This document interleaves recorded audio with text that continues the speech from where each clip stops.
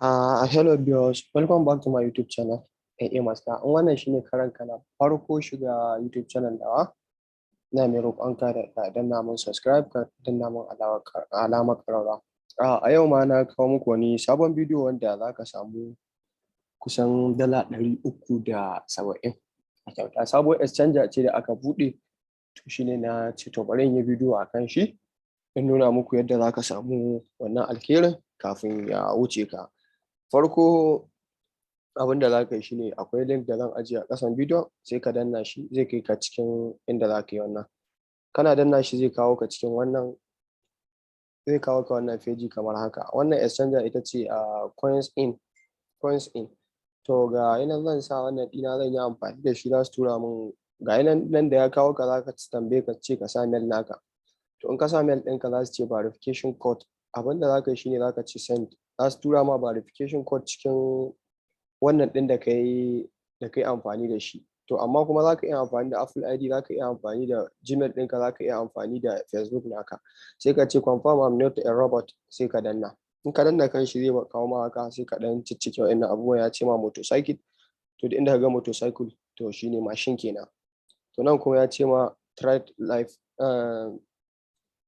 light, sai ka daddanna.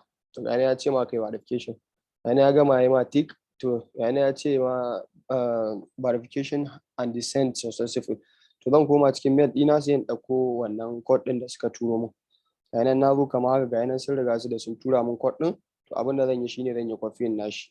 In nayi copying nashi zan koma cikin wannan ɗina sai in sa shi a nan. To kai ma haka za ka yi, za ka sa shi a nan. A nan za ka sa shi kai ma a nan. To abin da za ka yi shine bai kwafu ba. To ga nan na ƙara copying nashi yanzu. Yanzu zan je in ƙara sawa mu gani. Yawwa ga nan yanzu ya ce, sai ka ce I agree with that team of users and the legendary and privately I'm not a Chinese citizen. In kai ɗan Chinese ne ina tunanin to ba zai ba kenan. To yanzu za ka sa password naka wanda za ka yi amfani da shi. Za ka zaɓi strong password wanda za ka riƙa amfani da shi. Ga nan ya ce ma complete step 2 by 2. Ka kuma ka iya amfani da phone number naka. To ga nan ya ce mini successful registration. You can file into the invitation code to get a record. To ga nan wannan shine asalin wannan ɗin, shine asalin referral code ɗin. To in ka danna wannan link ɗin zai kawo ka daga nan. To sannan za ka yi continue. To za ka ce continue again. Ga nan yanzu ga nan ya ce ma you have 369 trading visa to get. To za mu ce me continue.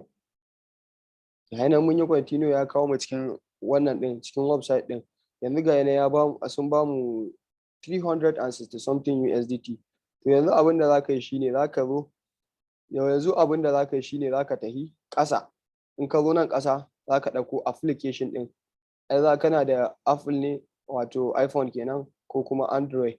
To za ka ɗauko, in ka ɗauko wannan application ɗin za ka yi amfani da shi, ka je ka yi abubuwan ka sa abubuwanka. To nan gurin wannan ne setting, ga gurin setting nan za ka zo. Ga nan ya ce ma ka yi linking na phone number ka, amma yanzu a Najeriya gaskiya sun ce ba wannan ɗin Najeriya a gurin. Sannan za ka zo nan gurin KYC, za ka yi wannan ɗin KYC naka. In ka zo ba zai yi kai KYC a kwamfuta ba, sai dai a wayanka. To in ka zo nan za ka danna nan direct, ko nan. In iPhone gare ka za ka yi amfani da nan, in Android gare ka za ka yi amfani da nan. To shine abin da za ka yi. So amma zan yi ƙoƙari in kawo muku yadda za ka yi KYC ɗin. Zan yi connecting da wayata. Ban so bidiyon ya tsawo ne, amma shi ma zan kawo muku bidiyon yadda za ka yi KYC ɗin.